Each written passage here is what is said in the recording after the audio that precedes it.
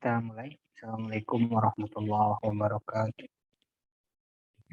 Alhamdulillahirabbil alamin. Alhamdulillahi wa kafa wassalatu wassalamu ala nabiyil mustafa wa ala alihi wa sahbihi ahli sidqi wal wafa amma ba'd. Nawaitu ta'alluma wa ta'lim wa nafa wal intifa wa tadhakkur wa tadhkir wal ifadah wal istifadah wal hasa ala tamassuki bi kitabillahi wa sunnati rasulih. Masuk kepada bab yang kelima ya, total semuanya bab ke-7 bab kalau tidak salah. Yang agak panjang memang bab awal ya. Kalau di akhir-akhir seperti ijma ya, kemudian nanti adilah mukhtalafi, kemudian kias itu tidak panjang ya. Yang panjang itu di awal, terutama masalah dalalatul alfad ya, karena memang saking pentingnya. Kitab usul fikih yang ada itu memang lebih kepada teori ya. Ketika menyebutkan contoh tidak terlalu banyak, itu hanya sekedar memberitahu ya bahwa prakteknya itu bisa jadi seperti ini. Nah, kalau ingin mengetahui tatbik praktek dari usul fikih itu kita bisa lihat kitab syarah-syarah hadisul ahkam ya. Dan juga misalnya tafsir ayatil ahkam atau kitab fiqhul muqarrar ya, atau kitab takhrijul furu' alal usul. Nah, itu semuanya tatbiqat ya, atau praktek bagaimana menggunakan kaidah-kaidah yang ada ya. Kalau hanya teori tanpa melihat prakteknya langsung itu akan ada jurang ya. Sama seperti belajar mustalah hadis lama tapi tidak pernah belajar takhrij, tidak pernah belajar dirasatul asanid, itu ada apa ya? Ada jarak yang cukup jauh ya. Makanya mustalah itu diakhiri dengan takhrij, dirasatul asanid dan sebagainya. Nah, usul fikih pun kalau hanya sebatas teori itu ya agak berat kita untuk mempraktekannya. Maka untuk tahu prakteknya bisa lihat kitab-kitab syarah hadis ahkam. Baik itu syarah Bulughul Maram atau syarah Umdatul Ahkam. Syarah Bulughul Maram misalnya Subulus Salam itu banyak sekali dipraktekkan, dipenuhi dengan praktek-praktek usul fikih. Kemudian syarah Umdatul Ahkam yang paling baik ya, hampir semua syarah mengatakan salah satu yang paling baik mensyarahi Umdatul Ahkam itu Ihkamul Ahkam karangan Imam Ibnu Daqiqil Id. Ya. Ibnu Daqiqil Id punya syarah atas Umdatul Ahkam, namanya Ihkamul Ahkam. Itu begitu banyak praktek penggunaan kaidah usul fikih. Ya. Kemudian ayat ahkam. Tafsir ayatil ahkam bisa yang paling terkenal ya Rawaimul Bayan karangan Syekh As-Sobuni Allah yarham ya rahimahullah, yang baru meninggal berapa ya 3 atau 2 sampai 3 tahun ke belakang. Beliau sangat produktif dalam bidang tafsir, salah satunya beliau menulis tafsir ayatil ahkam namanya Rawaimul Bayan.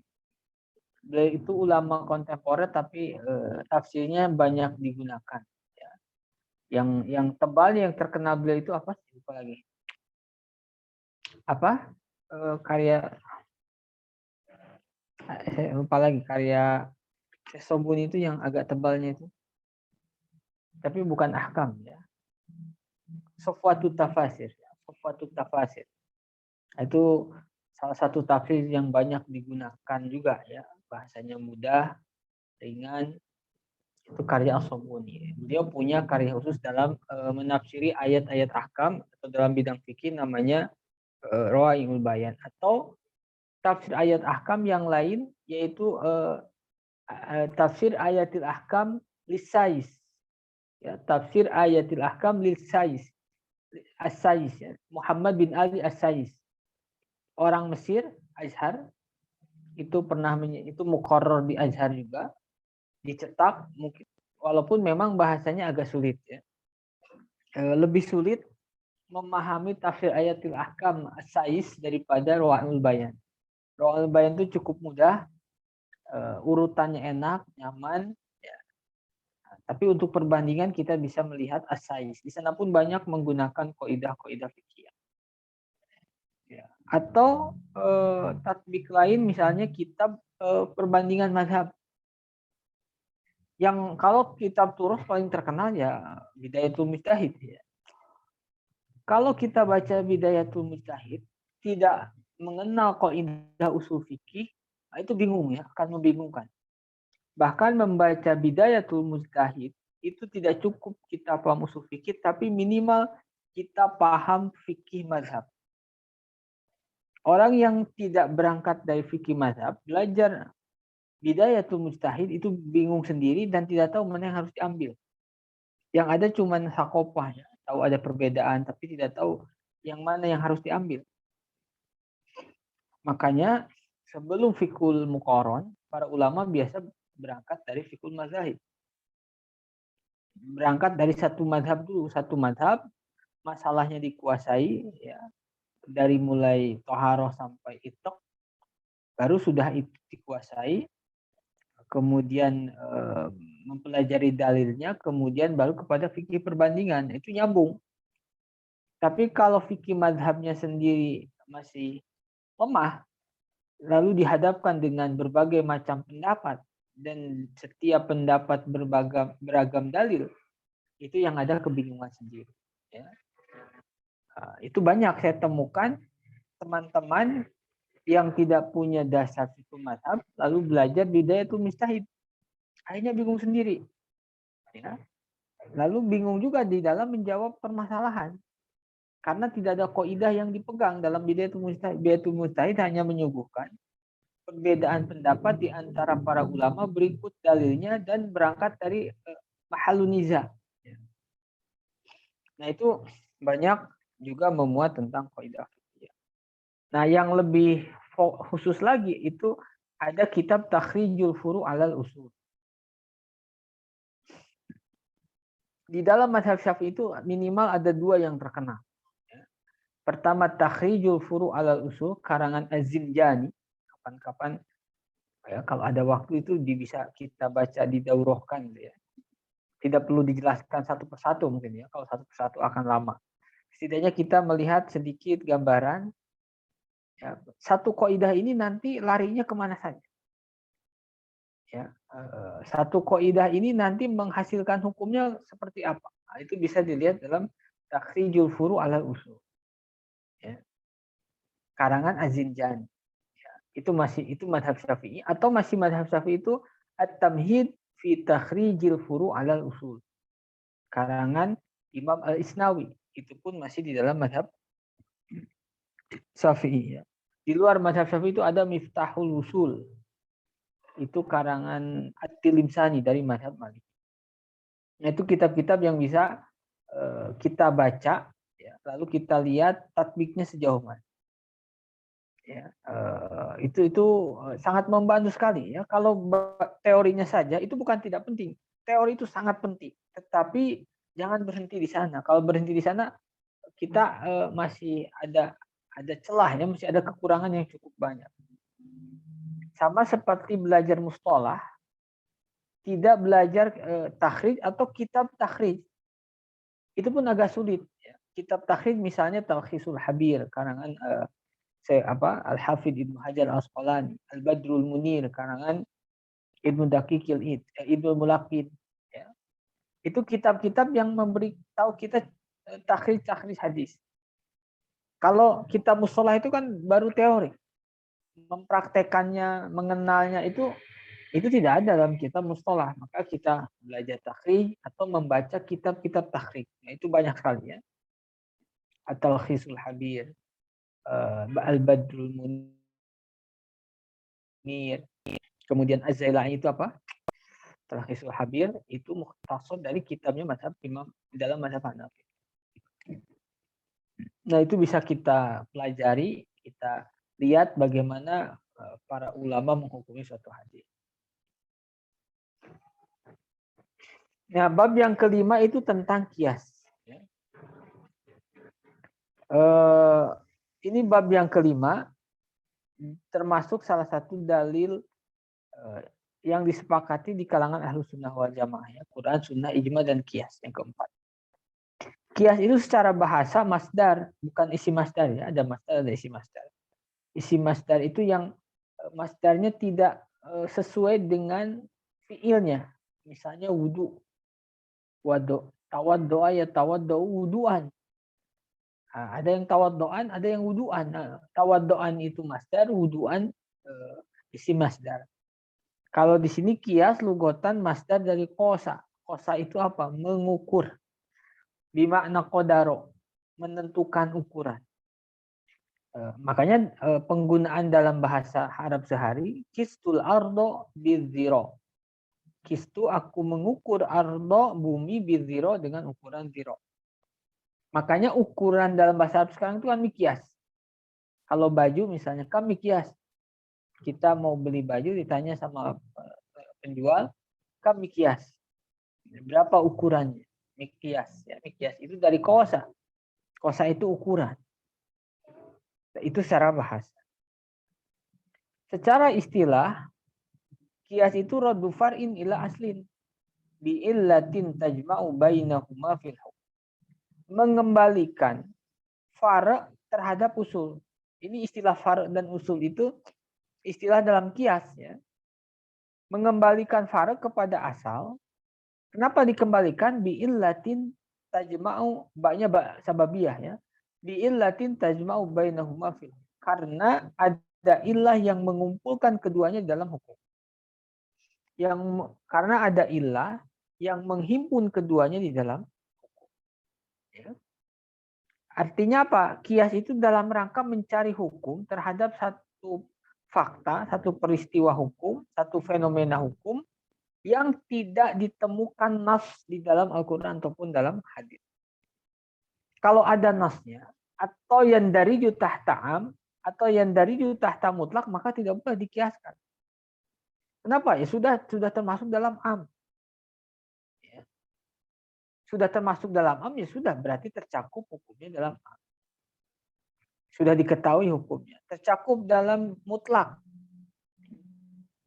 Ya, berarti sudah.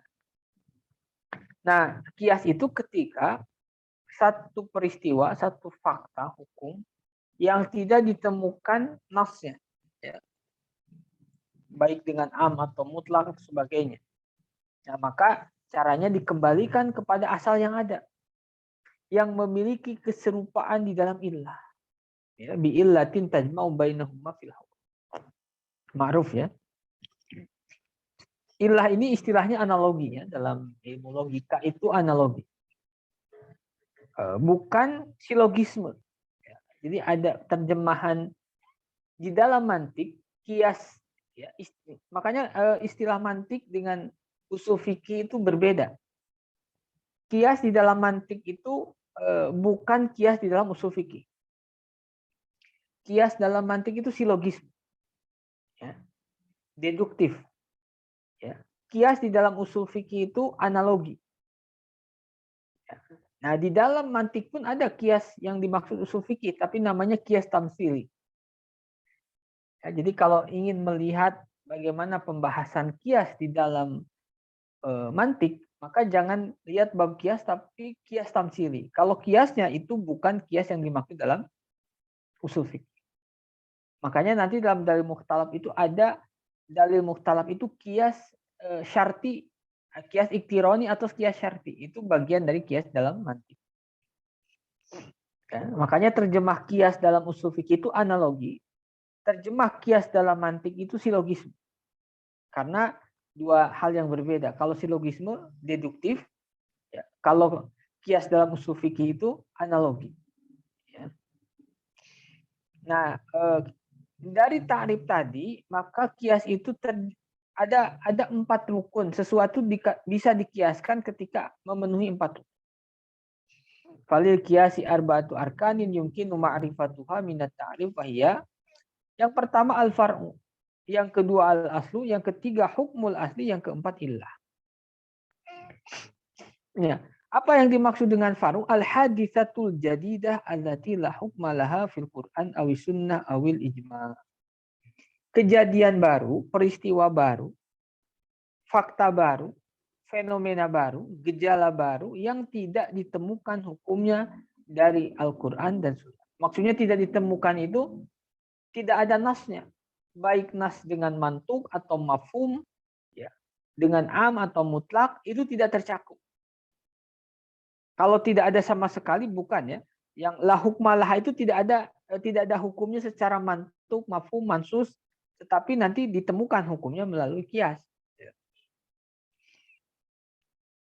Itu disebut far'.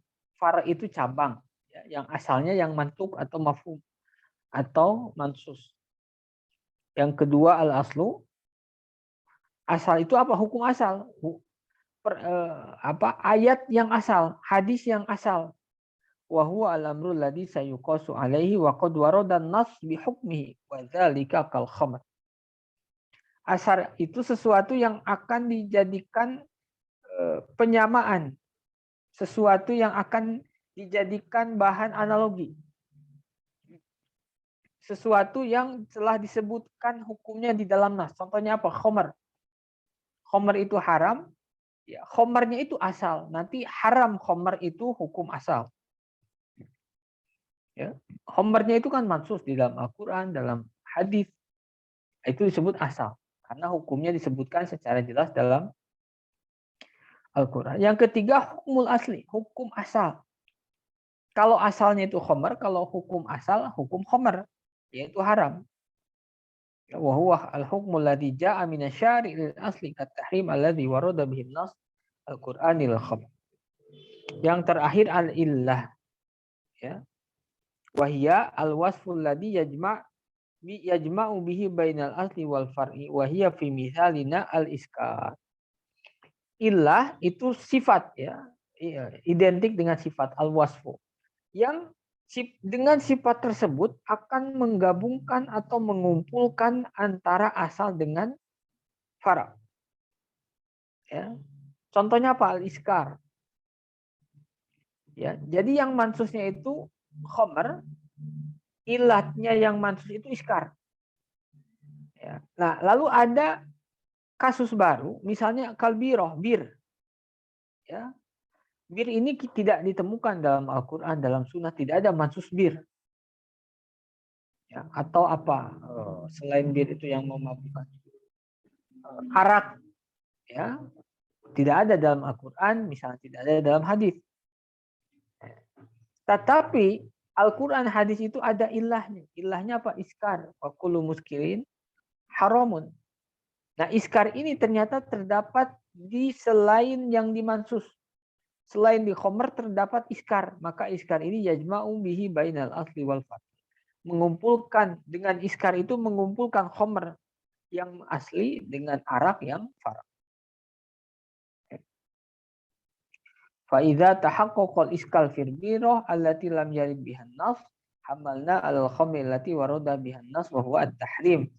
Wa a'tainal birata hukmat tahrim wa huwa hukmul asli bil illatil jami'ati bainahum wa hiya al-iskar fa hiya illatut tahrim fil asli wa illatu ilhaqil birabi fi hukmi wa huwa tahrim. Ya. Jadi contoh yang pertama di dalam kasus bir ada asal, ada hukum asal, ada illah, ada far'. Ya. Far'nya apa misalnya? Bir. Bir ini tidak ditemukan dalam Al-Quran dan Sunnah. Yang ada dalam Quran Sunnah itu khomer, maka khomer asal. Khomer ini ada hukumnya dalam Al-Quran, dalam Sunnah, yaitu tahrim. Maka tahrim ini hukmul asli. Dalam Sunnah disebutkan ilah keharamannya, yaitu muskir, al-iskar. Memabukkan, maka memabukkan menjadi ilah keharaman khomer. Ilah keharaman khomer yaitu iskar terdapat di dalam khomer, terdapat juga di dalam bir. Maka bir bisa dikiaskan dengan khomer. Ya. Contoh kedua wakal aruz, beras. Ya. Alladzi lam yarid bihi nafsun biribawiyati. Beras itu tidak disebutkan dalam hadis, ya, dalam Quran, dalam hadis terkait barang ribawi. Illa anna nassa ja'a bi wiyatil qamh wa illatur riba huwa at-tu'mu. Yang ada di dalam hadis, ya, tentang barang ribawi itu adanya di dalam hadis. Hadis yang ma'ruf, ya. Itu yang disebutkan itu qumah. Qumah itu gandum.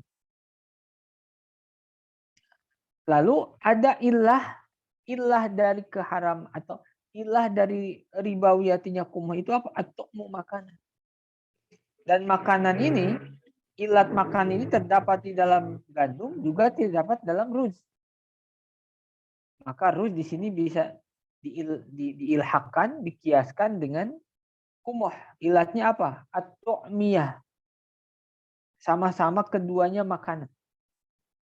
Ya. Walidzalika fa inna nulhiqul aruzza bil bur. Fa nu'til aruz hukmal bur wa hiya ar-ribawiyah fa yahrumu bai'u ba'dihi bi ba'dihi mutafadilan. Wal illatul jami'ah bainahuma hiya at-tu'mu fi kulli. Jadi riba itu biasanya masih banyak yang ketukar-tukar, ya. Di dalam fikih, terutama mazhab Syafi'i, riba itu ada dua. Ada riba fil muawadah, ada riba fil qard. Ya. Intinya dua. Riba fil qard itu riba di dalam meminjamkan uang, meminjamkan, di sini istilah meminjamkan itu ketukar dengan ariah. Ya. Kalau meminjamkan uang pasti qard. Karena dipakai lalu dikembalikan nanti yang semisal. Atau meminjamkan makanan. Itu pun qard, karena meminjamkan beras, karena yang dikembalikan bukan beras yang dulu dia pinjam, tapi dengan beras baru sama. Ya. Itu sebutnya qard. Nah, riba itu ada di dalam qard, ada dalam muawadah. Muawadah itu tukar menukar. Termasuk muawadah itu jual beli, termasuk muawadah itu barter. Yang penting tukar menukar. Nah, riba itu ada dua. Ada riba fil qard, qardi, ada riba fil muawadah. Yang mudah itu riba fil qard, kullu qardin jarra naf'an lil muqrid fa huwa riba. Setiap meminjamkan uang, meminjamkan beras atau qard apapun dan dia mengambil keuntungan dari pinjamannya tersebut, ya, mengambil keuntungan dari si siapa yang meminjam, fa huwa riba, maka hukumnya riba. Itu yang banyak berlaku. Dan itu mungkin banyak diketahui. Itu termasuk rentenir. Ya. Nah, ada riba fil muawadah. Ini pun riba. Nah, ini agak jarang diketahui kecuali yang belajar. Riba fil muawadah ini riba di dalam tukar menukar. Apa saja? Apakah semua yang ditukar menukar jual beli itu riba? Tidak. Hanya pada dua kategori illah. Yang pertama at-tu'mu, yang kedua an-naqdu. Naqdu itu emas dan perak atau dinar wa dirham. At-tu'mu itu makanan. Ya. Jadi ilahnya dua. Semua benda yang termasuk dari kedua ilah tersebut disebutnya barang ribawi. Barang ribawi itu bukan riba, ya. Barang ribawi itu bukan riba. Barang ribawi itu barang yang bisa terkena riba, tapi bukan riba. Kalau memang tidak riba, ya, kalau memang tukar menukarnya memenuhi syarat. Makanya disebut barang ribawi itu barang yang bisa menjadi riba. Beras ribawi, ayam ribawi, ya, emas ribawi, perak ribawi. Yang bukan ribawi apa? Gelas, ya, motor. Nah, itu bukan barang ribawi karena tidak termasuk dari dua ilah, baik itu ilah sebagai makanan atau ilahnya emas dan perak. Sama seperti barang zakawi.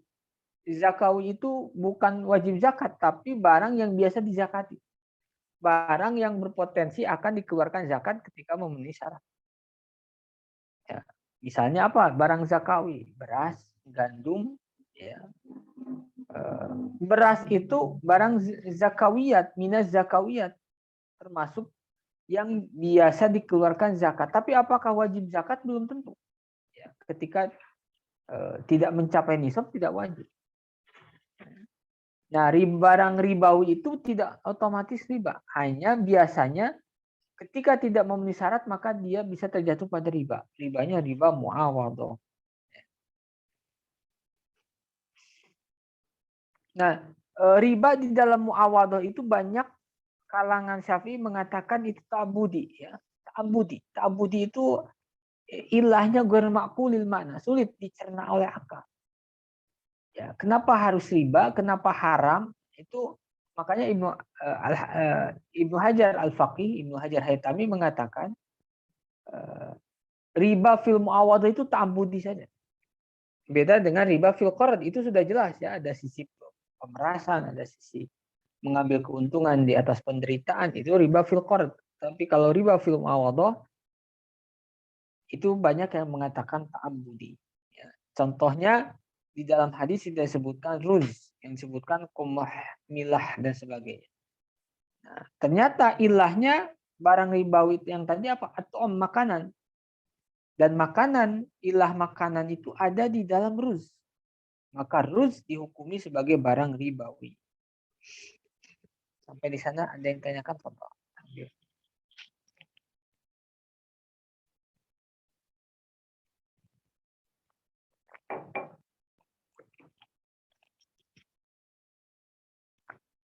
Kalau ada yang sampaikan silakan.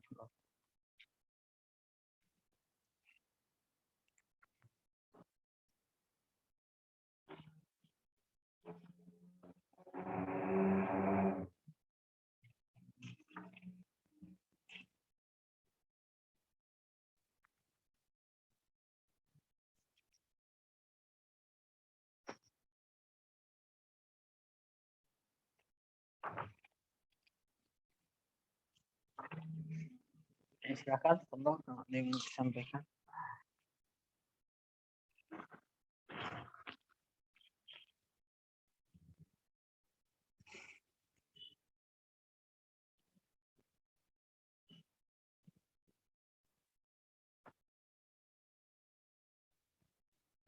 Ijma bisa dibangun apa? Sebentar.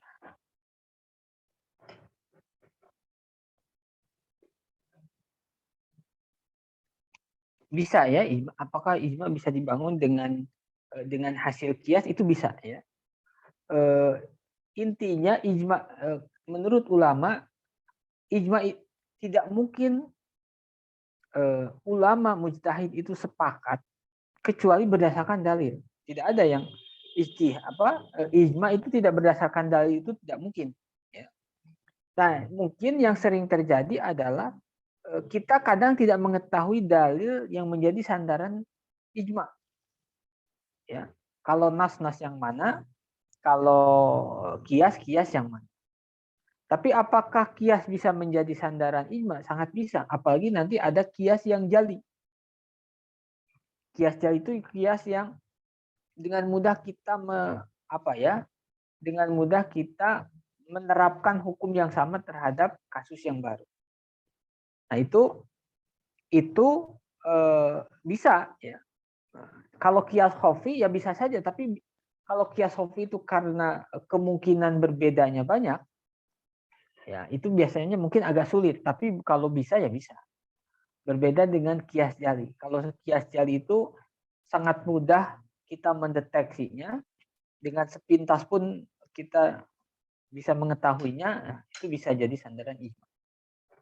Nah, dan memang banyak ijma-ijma yang kita sendiri tidak mengetahui dalilnya, yang jadi dalil pasti ijma itu yang mana. Tapi tidak jadi masalah selama itu sudah jadi ijma, ya sudah. Dan tidak mungkin ijma kecuali bidalil, kecuali ya'tamidu ala dalil.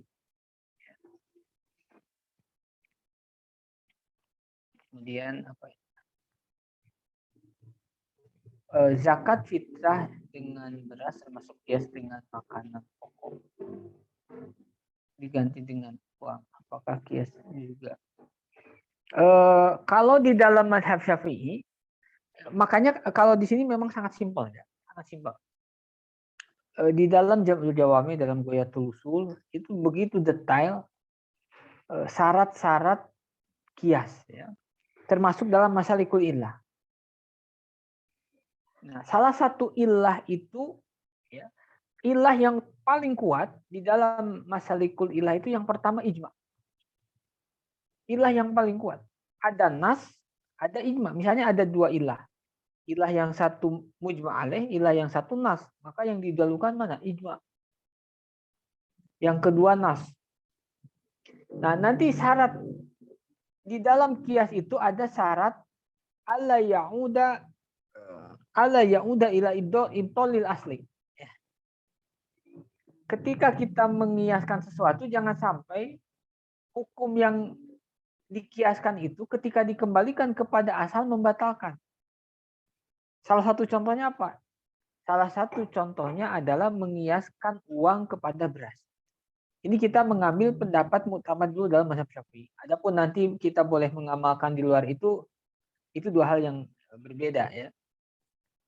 Yang muktamad dalam mazhab Syafi'i itu kias uang kepada beras itu bermasalah.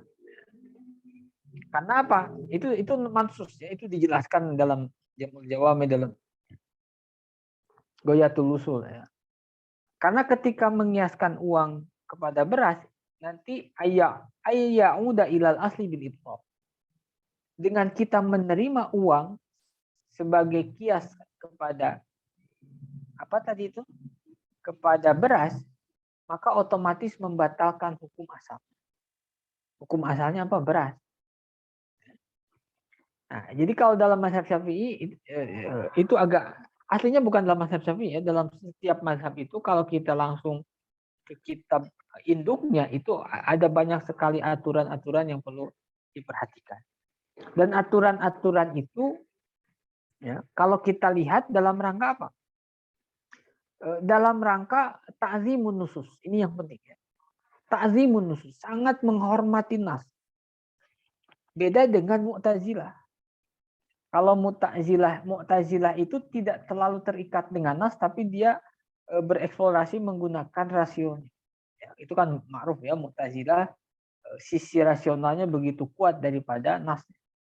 Bahkan Mu'tazilah yang baik itu menurut manusia, maka Allah harus berbuat baik sebagaimana yang dipikirkan oleh manusia.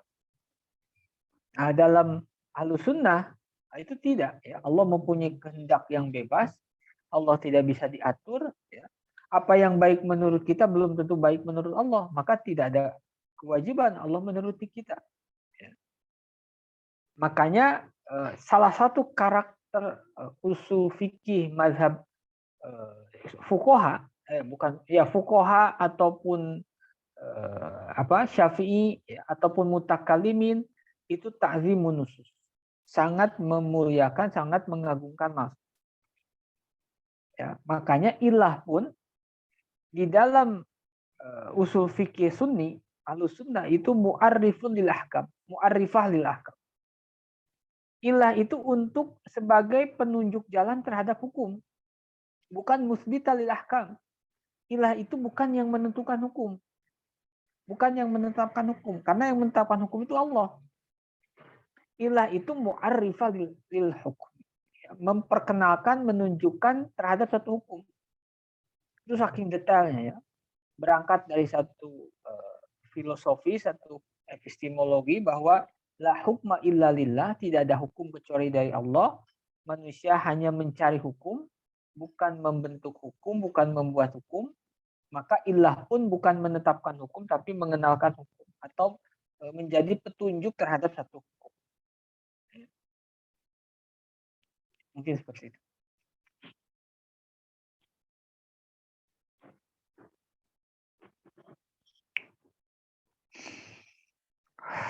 Masuk kepada aqsamul qiyas ya, agak cepat. Yanqasimul qiyasi min hayfiyatin katsiratin ila aqsamin katsirah. Wa min dzalika annahu yanqasimu ila qiyasi illatin wa qiyasi dalalatin wa qiyasi syabah. Yang pertama, jadi kias itu aslinya ada banyak pembagian ya, tergantung kita membaginya dari sisi mana. Ada banyak kriteria yang digunakan untuk membagi kias. Ada kias qat'i, ada kias dhonni, ada kias jali, ada kias khafi, ada kias illah, dalalah, dan kias syabah dan sebagainya. Nah, yang pertama itu ada yang sebut kias illah. Ini pembagian yang pertama. Dalam warokot itu yang ini. Kias illah itu apa? Kias yang menganalogikan hukum dengan yang lainnya bi'ainil illah, dengan ilah yang sebenarnya. Karena nanti ada yang dia itu bukan ilah tapi lazimun minal ilah, tapi lazim dari ilah tersebut. Ya. Kias ilah itu kias wahwa al kias allati tuzkaru fihil ilah sorohatan. Kias yang ilahnya disebutkan secara sorohah, secara jelas, jentre, wa takunu dalatan alal hukmi, dan menunjukkan kepada hukum, wa mu'arrifatan lil hukmi, dan memberitahu terhadap hukum. Bihaitsu la yahsunu aqlan takhallufuhu anha. Sehingga menurut akal tidak layak, tidak dibenarkan, ya, tidak baik ketika takhalluf itu menyelisihi terhadap ilah tersebut. Ya. Contohnya yang ilahnya disebutkan secara jelas, kaqiyasil biro alal khamri fit tahrim bijamil iskar fi kullin. Mengiaskan, menganalogikan bir kepada khamr dalam hukum haram itu karena ilahnya yang apa? Iskar. Iskar ini ilah yang kesorohatan. Ilahnya memang iskar. Ya, iskar itu memabukkan. Wa huwa illatut tahrim fil asli kama waradat bihan nususus syar'iyyah sorohat. Iskar ini ilahnya sorohah. Yang kedua, iskar ini mansusoh. Mansusoh itu apa? Disebutkan masnya dalam Al-Quran. Ya. Disebutkan di dalam hadis. Itu disebutnya mansusoh. Ya, mansusoh. Ulah ini. Ya, mansusoh. Masnya disebutkan. Wa huwa illatut tahrim fil asli kama waradat bihan nususus syar'iyyah sarahatan wa hiya mawjudah fil far'i fala yahsunu aqlan takhallufu mutahrim li dilalatiha alaihi. Ya. Nah, beda nanti contohnya dengan qiyasud dalalah nomor 2. Wa huwa al qiyasul lati lam tudkar fihi illatu sarahatan wa inna ma yudkaru ma yadullu alaiha kalazimiha mathalan. Kalau kias ilah itu yang disebutkan ilah yang asli, kalau kias dalalah itu bukan ilahnya tetapi yang menunjukkan kepada ilah. Contohnya apa yang menunjukkan kepada ilah? Lazim dari ilah. Misalnya tadi ilahnya apa? Al-iskar, memabukkan. Lazim dari yang memabukkan itu apa? Ar-raihah al-mustaddah, bau yang menyengat. Ya, bau yang menyengat. Bau menyengat ini bukan ilah, tetapi lazim minal ilah. Ya. Wa dzalika ka qiyasin nabid alal khamri fit tahrim, sebagaimana mengiaskan nabid kalau tadi bir, ya. Kalau ini nabid dikiaskan kepada khamr di dalam hukum haram bi jami'ir raihah al mustadda fi kulli minhuma, karena dua-duanya memiliki bau yang menyengat. Ya. Bau menyengat ini bukan ilah tapi lazim dari ilah. Yang memabukkan lazimnya itu baunya menyengat. Nah, itu kiasnya kias dalalah. Ya, kiasnya kias dalalah. Dalalah itu menunjukkan bukan menunjukkan kepada ilat. Jadi yang disebutkannya itu bukan ilah tetapi menunjukkan kepada ilah. Bau menyengat itu menunjukkan kepada ilah. Ilahnya adalah muskir. Ya. Fahuna lam tudkar al-ilah wa al-iskar sarahatan wa inna madzukira lazimuha wa huwa ar-ra'iha al-mustadda ad-dala ala wujudil iskar. Wa qad yustadalu 'alaiha bi ghairi lazim aidan kama huwa ma'rufun fiha. Ya. Itu ada pembahasan lebih ininya. Kalau ingin lihat lebih panjang lagi mungkin di syarahnya Waraqat, ya. Ini kan pembagian 3 ini di Waraqat disebutkan. Nah, apa namanya? Untuk di syarahnya itu bisa jauh lebih panjang. Ya, di syarah Waraqat. Di sini pun sepintas karena memang mukhtasar. Kalau ingin diperdalam lagi bisa dilihat di syarah kitab Waraqat. Waraqat ini syarahnya luar biasa, banyak sekali. padahal kitabnya tipis. Salah satu yang syarah terbaik ulama dahulu ya, itu ada kitab namanya An-Nafahat, karangan Abdul Hamid Al-Quds ya. An-Nafahat itu cukup panjang, cukup detail ya, tapi memang perlu dibantu dengan ilmu balaghah dan dibantu dengan ilmu mantik, karena syarihnya itu banyak menggunakan bayan, ilmu bayan ya. Bayan itu kan bagian dari balaghah. Juga banyak menggunakan ilmu logika. Itu kitab An-Nafahat. Apalagi kalau kita mau baca kitab Turas itu syarat ya, kita memahami balaghah, kita mengetahui ilmu mantik, kita baru lebih mudah membaca karya-karya ulama yang baik.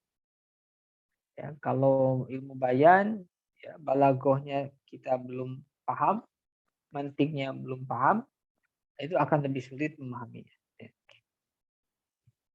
Yang ketiga kias syabah. Jadi kias itu ada 3, kias illah, kias dilalah, yang ketiga kias syabah. Syabah itu apa? Mirip, menyerupai. Ya. Kalau dalam fikih ada yang disebut wati subhat. Nah, subhat itu seliru, menyerupai, seliru. Ya. Wati subhat itu ada 3 ya, ada subhat mahal, ada subhat subhatul mahal, ada subhatul, saya lupa lagi, subhatul mahal, subhatul, aku lupa lagi ya. Termasuk wati subhat itu nikah fasid, nikah yang fasid, maka watinya itu bukan wati nikah tetapi wati subhat ya. Karena apa? Akadnya fasid. Akad fasid itu contohnya gimana? Contohnya tidak memenuhi salah satu rukun. Ya. Tidak memenuhi salah satu rukun nikah. Yang harusnya walinya bukan dia, malah dia. Maka otomatis ketika rukunnya tidak terpenuhi, nikahnya tidak sah, tapi watinya tidak haram. Kalau tidak tahu. Cuman akadnya fasid. Lalu watinya disebut wati subhat. Dan misalnya ada seorang perempuan, dia dulu hamil di luar nikah. Lalu ketika sudah besar dinikahkan, maka tidak boleh walinya bapaknya, bapak biologisnya tidak boleh. Karena dia lahir atau dibuat, bukan lahirnya ya, tapi dibuat hamil di luar nikah. Ya. Dan itu maninya guer muhtaram. Syariat tidak memuliakannya. Karena tidak dimuliakan, maka tidak berhak, dia tidak dianggap sebagai bapak syar'i walaupun bapak biologis tetap. Karena bukan bapak syar'i, tidak berhak menjadi wali. Nah, misalnya ketika sudah jadi besar, dia tidak tahu, akhirnya jadi wali. Setelah itu baru ketahuan, nah, itu nikahnya nikah fasid, watinya wati subhat. Ya. Wati subhat itu bukan zina, nasabnya tetap ke bapak. Kalau tidak tahu. Ya. Lalu bagaimana? Itu belum nikah, berarti harus dinikahkan kembali. Ya, tetapi yang tadi bukan zina, bukan zina. Kecuali kalau tahu kalau akad itu fasid, suaminya tahu, perempuannya tahu, maka dua-duanya zina. Atau yang tahu cuman perempuannya, berarti yang dihukumi zina yang perempuan, yang laki-laki tidak. Atau yang laki-lakinya tahu, yang perempuannya tidak. Perempuan dikiranya nikahnya sah, laki-laki sudah tahu kalau itu bukan walinya. Nah, maka wati subhat itu bagi perempuan, bagi laki-laki zina. Maka nasabnya la yunsabu ila abi wa innama ila ummi. Wallahu alam. Ada yang tanyakan?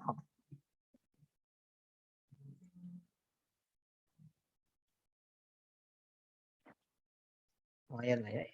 Kias pekan depan selesai kias, selesai adilah mukhtalafih, mudah-mudahan.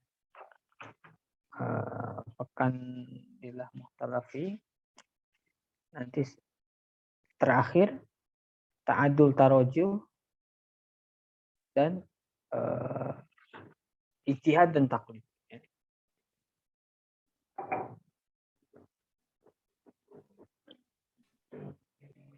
Ustaz, nanya ini Ustaz. Betul. tentang apa kitab lughah yang harus dikuasai minimal nanti untuk bekal baca kita terus gimana Ustaz? Soalnya pribadi apa kadang merasa apa ya sulit memahami gitu kalau nggak sama guru kalau baca sendiri tapi kan kita nggak mungkin semua kitab kita ajikan talakikan bareng guru begitu Ustaz. Iya, iya. Eh, saya pernah agak menarik ya, dan jelas jadi salah satu sandaran saya juga itu Syekh Dr. Aiman Hajar ya, yang itu kalau di setiap Sabtu sore itu suka ada Dars Nukhbatul Fikr. Itu di Azhar ya, beliau salah satu muda.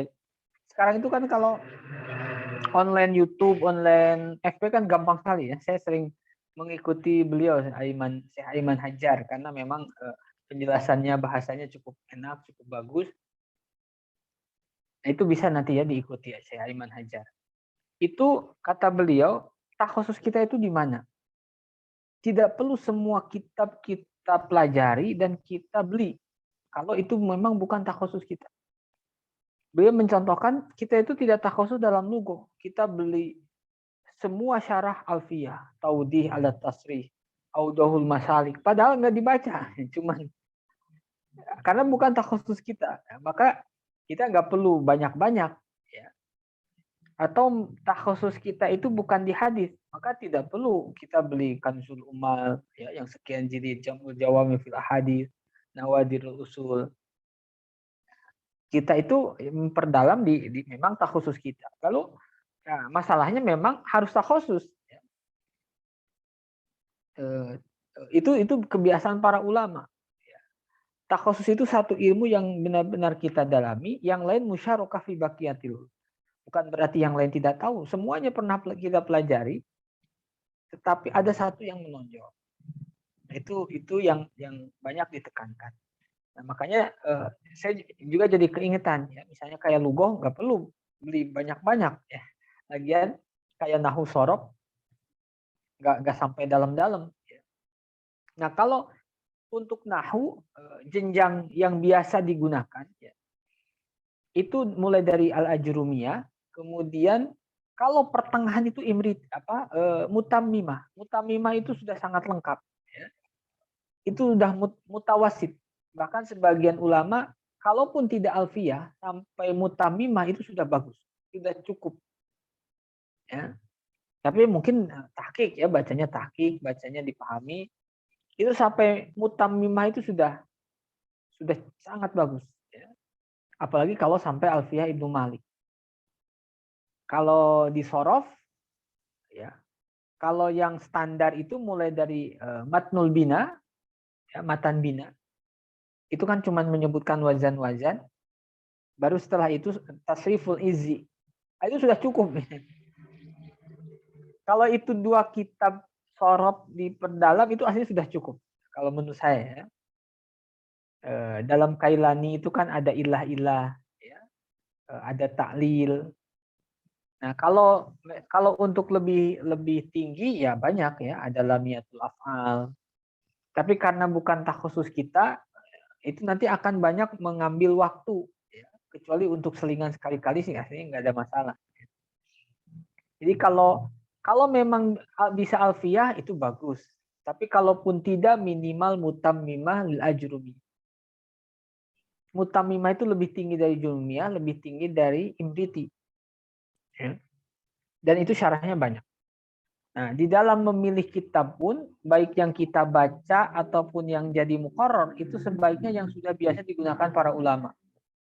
Itu ada berkah tersendiri ya. Apalagi yang sudah terbukti mencetak ulama, itu sebaiknya yang kita ikuti. Kan pilihan kitab muqarrar itu banyak, mau ini, mau itu, mau ini. Kadang kita pengen ini, pengen. Maka yang paling baik kalau menurut saya ya, itu yang sudah biasa diterapkan para ulama yang sudah mencetak banyak ulama.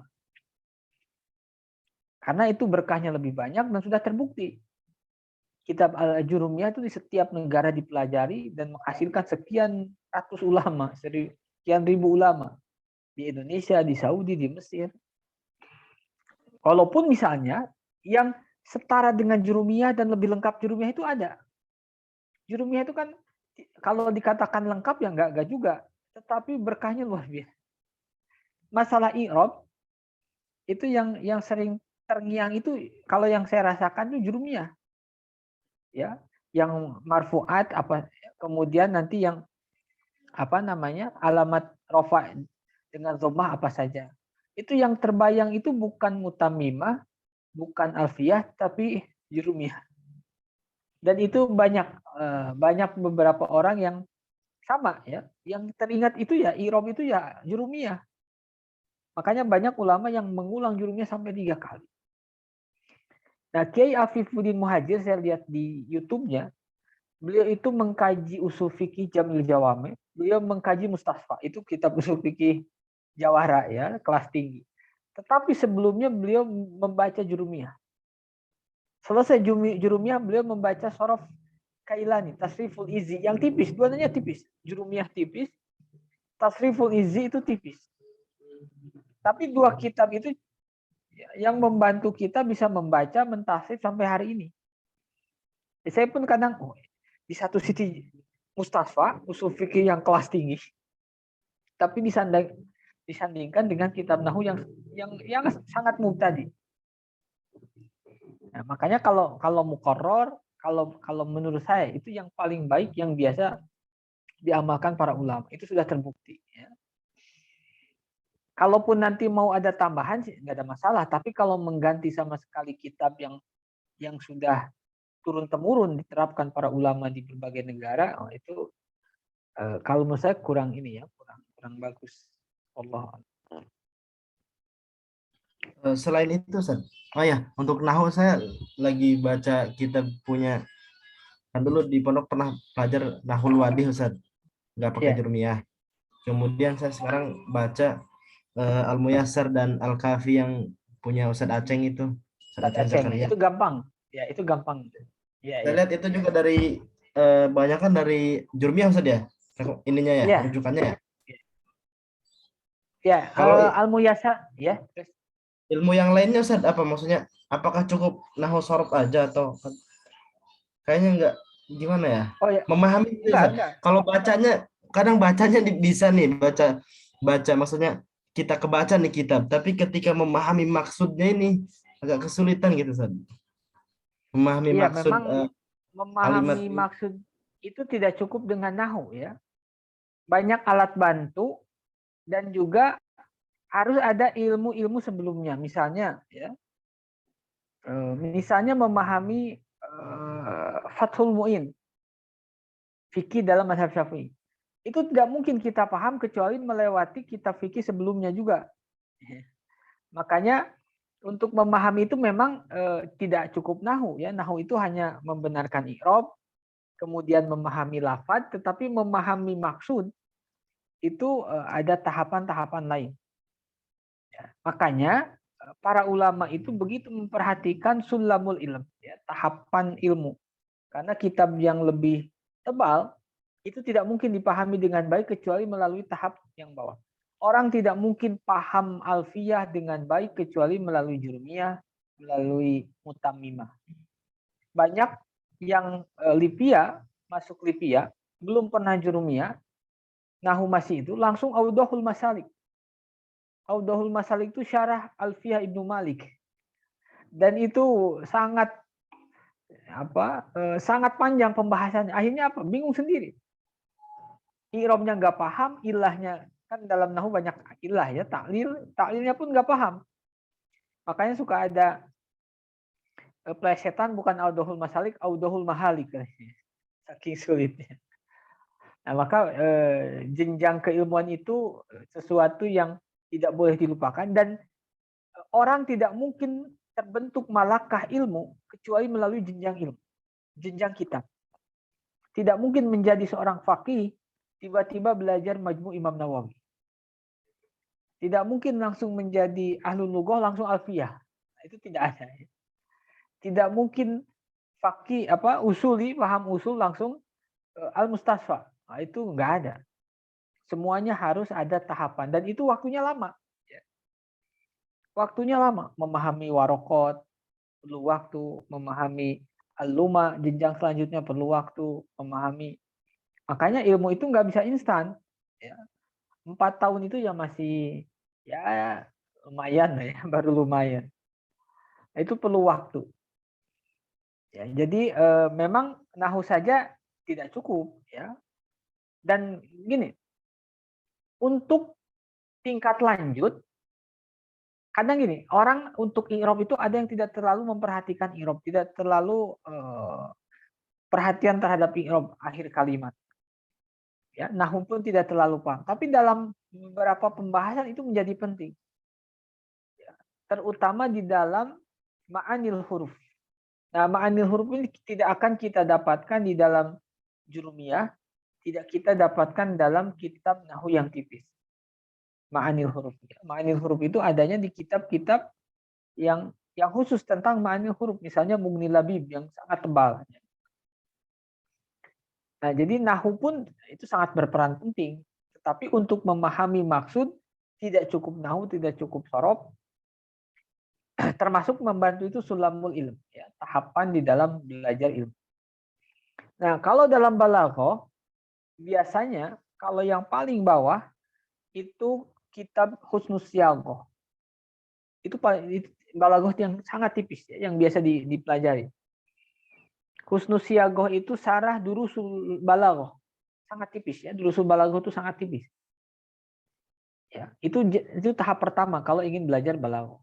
Balaghah itu kan badi, ma'ani, bayan. Tahap selanjutnya baru Al-Jauharul Maknun, karangan Imam Al-Akhdari. Nah, itu balaghah itu kalau mau standar itu ya cukup Jauhar Maknun. Ya. Tidak perlu sampai Uqudul Juman. Uqudul Juman itu kelas tinggi banget. 1000 bait.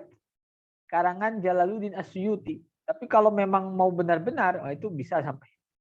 Tapi jarang orang pelajari Uqudul Juman, jarang. Ya, di Mesir dipelajari, saya lihat. Di Singkiti itu dipelajari sekali. Ya. Uqudul Juman karangan Al-Imam Al-Hafidz Jalaluddin Asyuti. Nah, kalau standarnya itu nggak perlu sampai Uqudul Juman pun kalau menurut saya nggak ada masalah. Ya. Misalnya tadi Durusul Balaghah disyarahi oleh Husnus Siyaghah, itu sangat tipis untuk pemula, cukup bagus. Kemudian Al-Jauharul Maknun. Nah, itu kitab balaghah yang sering digunakan. Maka kalau menurut saya lihat kalau mau kita baca, mau muqarrar, itu yang biasa digunakan atau yang sudah terbukti digunakan di banyak tempat. Ya. Apalagi selain itu? Syarab. Apalagi ya? Nah, kalau mantik, ya, mantik itu kalau yang nasr itu ada orang Indonesia bagus. Ya. Banyak dijual di toko-toko. Apa saya lupa lagi? Al-Mantik ya. Sebentar, ada kitabnya yang tipis.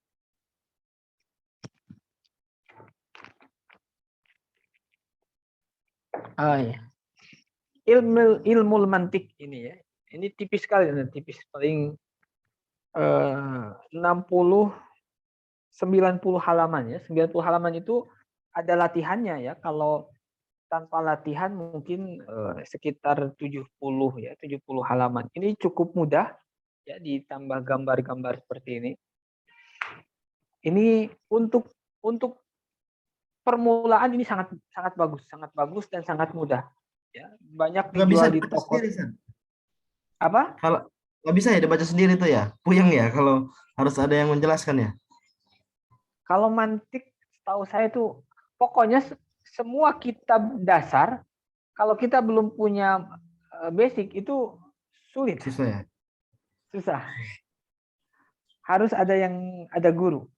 Nanti kalau sudah dasarnya dapat, itu bisa akselerasi. Tapi kalau dari awal baca sendiri itu akan lama. Ya. Nggak tahu kapan bisa pahamnya. Dan makanya ulama dulu itu memang yang dikasih itu kunci-kuncinya dulu. Ya. Kitab-kitab dasarnya dulu, kunci-kuncinya. Nanti setelah itu kan setiap orang mutolah masing-masing. Nah itu dalam mantik ya. Kalau menurut saya itu saja sudah cukup ya.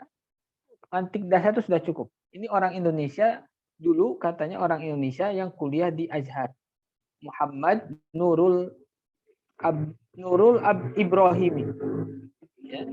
Banyak dijual di toko. Itu harus ada guru kamu saya ya, untuk mantik. Sama nahu pun tanpa guru ya lama, akan lama sekali. Bahkan nggak tahu pemahaman kita betul atau tidak.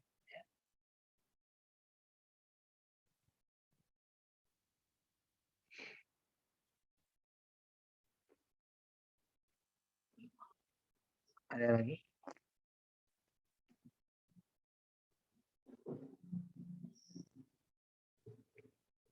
Kitab Durusul Lughah Ibrahim. Durusul Lughah.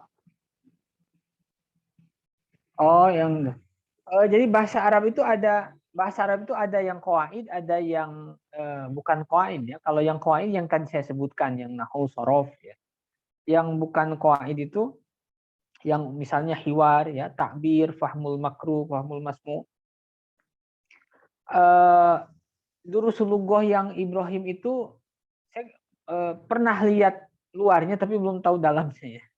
Wallahu alam, jadi Durusul Lughah. Yang saya tahu itu paling silsilah itu, yang silsilah ya.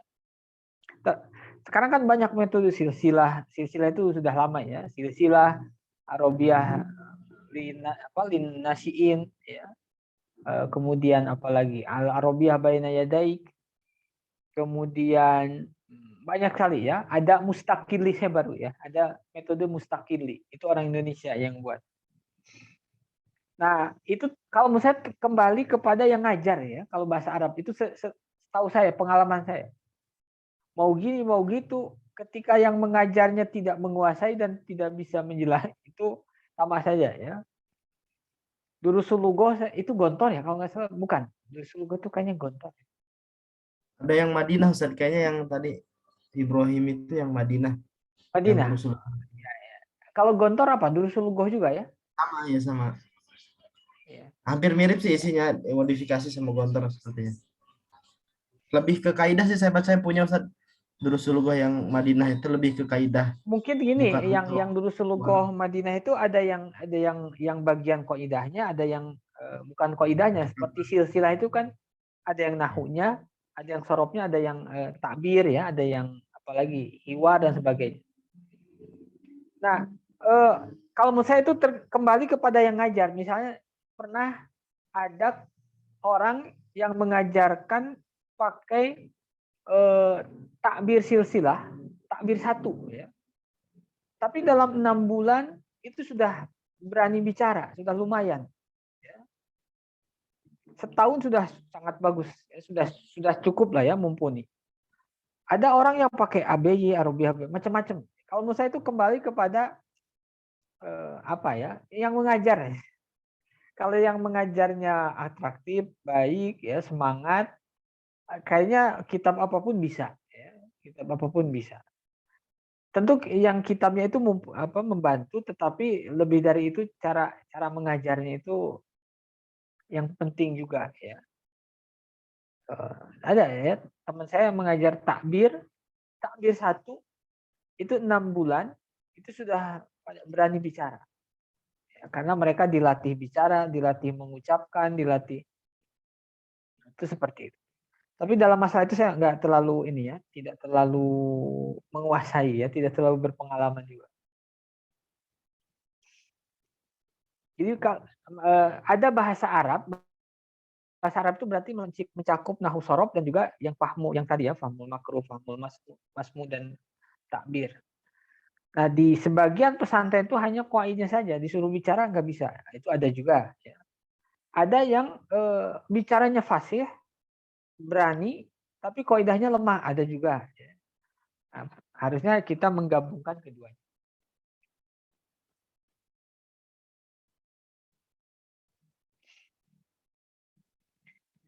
Dan banyak faktor juga ya, misalnya anak itu sulit bicara bahasa Arab, sulit memahami Arab, itu ada banyak faktor. Salah satunya kalau yang pondok-pondok modern atau yang menggabungkan SMPIT dengan pesantren, pelajaran sekolahnya full, pelajaran agamanya full, maka salah satu faktornya adalah padatnya jadwal, banyaknya pelajaran.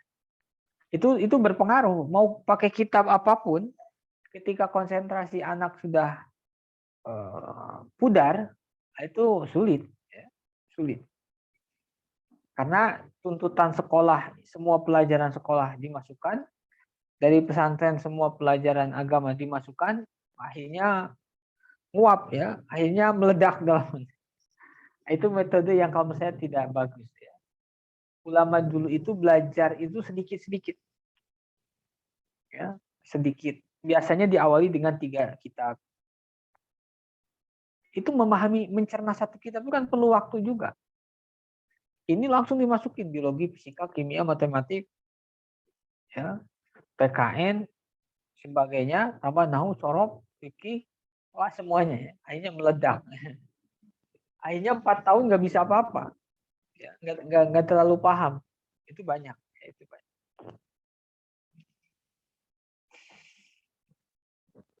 Allah. Ada lagi foto.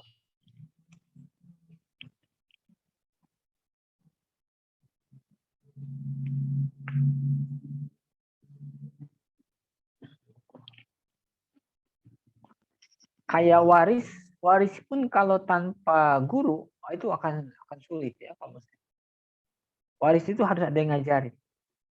Nah, kalau sudah belajar lumayan itu bisa mandiri.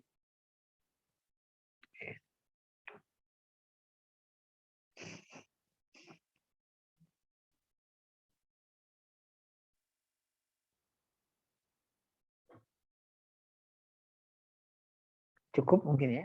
Ada lagi disampaikan?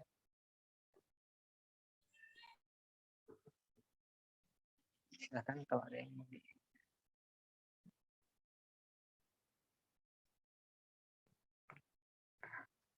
Kalau tidak ada kita cukupkan sekian ya. Wallahu a'lam bishawab. Assalamualaikum warahmatullahi wabarakatuh. Waalaikumsalam. Assalamualaikum warahmatullahi wabarakatuh. Itu adalah susunan Waalaikumsalam. Jazakumullah khairan.